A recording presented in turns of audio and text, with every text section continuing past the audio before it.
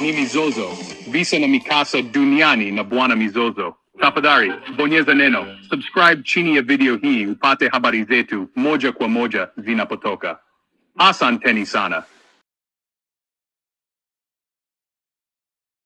Jasusi Mzoa Taka anaswa kwenye mtego wa vikosi vya mukawama Gaza. Vikosi vya mukawama huko Gaza vimemnasa kwenye mtego jasusi wa utawala katili wa kizayuni wa Israel, ambaye alijifanya ni Mzoa Taka, kumbe alikuwa anafanya ujasusi wa kujua walipo mateka wa kizayuni. Shirika la habari la Fars limenukuu taarifa iliyotolewa na afisa mmoja katika kitengo cha usalama cha makundi ya mukawama ya Palestina, akitangaza habari hiyo jana Jumatano, na kuongeza kuwa magenge ya kijasusi ya Israel yalimpa kazi jasusi huyo ya kutafuta na kudi ishara zozote zinazohusiana na mateka wa kizayuni huko Gaza.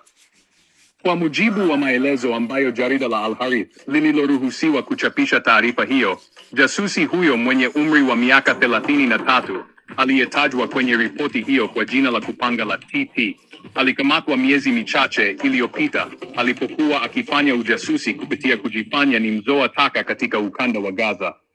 Kwa mujibu wa ripoti hiyo, jasusi huyo mzayuni alijiunga na magenge ya kijasusi ya Israeli mwaka 2022 baada ya kuwa na uhusiano na afisa mmoja wa kike wa mashirika ya kijasusi ya Israel.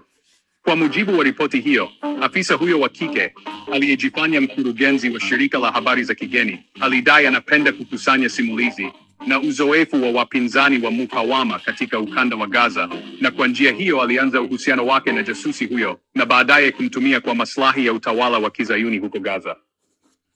Jasusi huyo amekiri kwamba alipokea fedha nyingi kutoka nchi mbalimbali kwa kueneza simulizi za uzushi kuhusu jinsi mukawama ulivyowatendea watu wa Gaza, pamoja na kufanya uhalifu kama vile wizi, mauaji na ubakaji wa wanawake.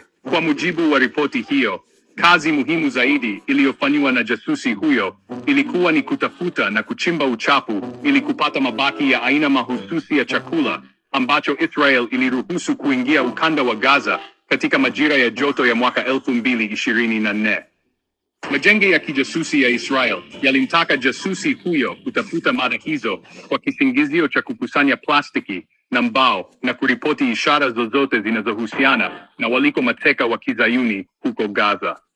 Kamanda mmoja katika idara ya usalama ya mukawama amesema, tumeweza kunasa taarifa nyingi za ujasusi uliofanywa kwenye ukanda wa Gaza wa kujaribu kugundua walipo mateka wa maadui, lakini haziwezi kutangazwa hadharani hivi sasa.